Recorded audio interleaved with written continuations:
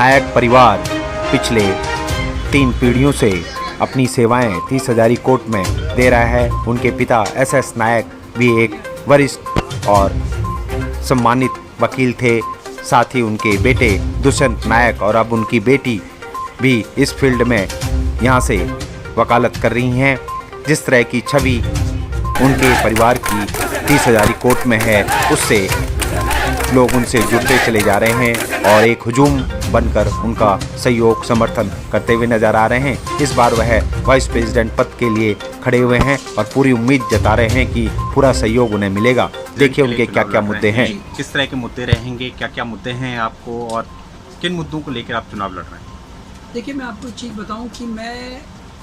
इस 30 हजारी में जब मैंने 12th पास करी थी, मैं तब से अपने पिताजी के टाइम से आता हूँ। तो तब से क्या है कि बहुत बदलाव आया है। आजकल आप देख सकते हैं कि बहुत सारी यंग जनरेशन इस प्रोफेशन को पहले बहुत कम लोग चुना करते थे और आजकल ये बहुत ही नोबल प्रोफेशन और बहुत ज़्यादा लोग इसमें आ रहे हैं। मैंने देखा कि पीछे मुझे पता चला एक साल में BCD में 10-10 हज़ार एनरोलमेंट हो रहा है, सिर्फ दिल्ली बार एसोसिएशन की बात कर रहा हूँ। तो इस नाते क्या है कि जो सबसे ज़्यादा दारोमदार जो इस हमारे प्रोफेशन का है वो आता है हमारे यंग जनरेशन को। तो उनके लिए मैं सबसे ज़्यादा चिंतित हूँ और उन्हीं के लिए मैं इस समय जो मेरा लड़ने का जो मेरा वो है ये वाइस प्रेसिडेंट के लिए मैं उन लोगों के लिए ही करना चाहता हूँ। क्या क्या मुद्दे होंगे? सबसे पहला उनके लिए जो मुद्दा है वो है एक बैठने की जगह, क्योंकि जो भी एक वकील वकालत करके आता है, डिग्री ले लेना एक अलग बात होती है, पर डिग्री लेने के बाद जब वो वकालत करने आता है तो सबसे पहले वो देखता है कि ना मेरे आसपास मेरे बैठने के लिए जहाँ मैं अपना एक बस्ता रख सकूँ, क्योंकि कोर्ट कचहरी करने के लिए तो वो कोर्ट में अपनी फाइल लेके भागता रहता है, पर वो एक अपनी नेम प्लेट के लिए भागता है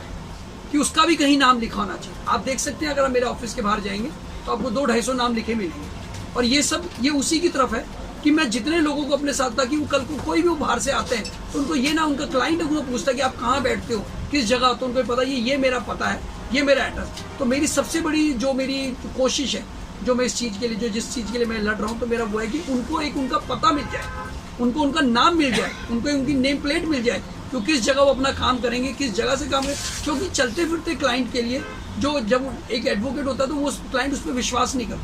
उसकी हमेशा ये परेशानी रहती है, पता नहीं कहीं मेरे पैसे लेके ना भाग जाए, कहीं वो ना हो जाए। तो जब एक बंदे का ठिया होता है, एक बैठने की जगह होती है, तो उस बंदे को ये कम से कम एक सामने वाले का विश्वास भी मिल जाता है कि हाँ, ये जो मैं जिससे बात कर रहा हूँ, जिसको मैंने अपने लिए वकील नियुक्त किया है, ये मेरा सही बंदा है और ये भागेगा नहीं। और इसके बाद परमानेंट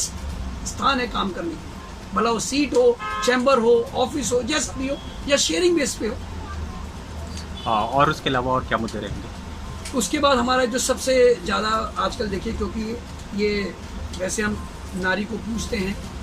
और हमारे लेडीज़ भी आजकल काफ़ी इस प्रोफेशन में आ रही हैं और उनका भी बहुत अच्छा तरह वो अपना योगदान दे रहे हैं। तो उनके लिए क्या होता है कि ये लेडीज़ बाथरूम्स होते हैं, कोई मैरिड लेडीज़ होती हैं, उनके छोटे बच्चे होते हैं, उनके क्रैच वगैरह के लिए, तो इन सब ये भी चीज़ें हैं। और सबसे ज़्यादा इसमें एक चीज़ मैं और ऐड करना चाहूँगा, यंगस्टर्स देखिए जो भी आते हैं उनको पढ़ने का बड़ा शौक है,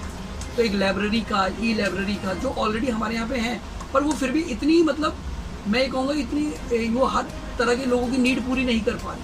क्योंकि कुछ लोग वहाँ तक पहुँच पाते हैं, कुछ लोगों को पता चलता है। और फिर ये एक तरह से ना वास्ट स्केल पर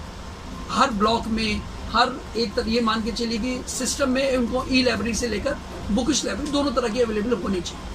और जो मेरा तीसरा मुद्दा है, वो सबसे मुद्दा जो अब 30 हजारी के अंदर, क्योंकि हमारे लिए सबसे जो जहाँ पे सबसे परेशानी का सबब हुआ है पार्किंग। वजह क्या है कि पार्किंग के लिए कुछ हमारे पदाधिकारी जो हमारे बाहर जो MCD वगैरह के हैं, जो बिना बात पे व्यापारियों को उनको पार्किंग की सुविधा देती है, बजाय वकीलों को सुविधा देती। और सबसे बड़ी बात है एक चैनलाइज करना, एक रूरलाइज करना कि कहीं से एक एंट्री होनी चाहिए, वहीं से एग्जिट नहीं होना चाहिए। एंट्री का सिस्टम अलग होना चाहिए, एग्जिट का सिस्टम अलग होना चाहिए, उस चीज़ को देखने की ज़रूरत है। और उसी चीज़ के लेकर ये 2-3 मुद्दे हैं जिनको मैं लेकर आना चाहूँगा, कि जिसमें लेडीज़ का, यंग लॉयर्स का और पार्किंग, इन तीनों को ही मैं एक तरह से अपना एजेंडे में लेकर चल रहा हूँ। और यही मेरे मेन एजेंडे रहेंगे कि जो मैं आगे आने वाले 2 सालों में मैं इनको किसी न किसी तरह के पूरा करने की कोशिश करूँ। हमारा वीपी कैसा हो, नायक जैसा हो, हमारा वीपी कैसा हो, नायक जैसा हो। इसीलिए मैं ये कहना चाहूँगा कि ये मैं अपना जो मेरा वाइस प्रेसिडेंट पद के लिए, तो मैं आपको चाहूँगा कि आप इस चीज़ को दुनिया को बताएं, लोगों को बताएं, हमारी लीगल फ्रेटर्निटी को बताएं कि देखिए कि आपके बीच में एक ऐसा बंदा है जो सिर्फ और सिर्फ वकीलों के लिए खड़ा है, कोई और फर्दर कोई पर्सनल इंटरेस्ट नहीं, कोई ऐसी चीज़ नहीं जिसमें उसका कोई अपना पर्सनल फायदा हो, सिर्फ एक वकील और वकील।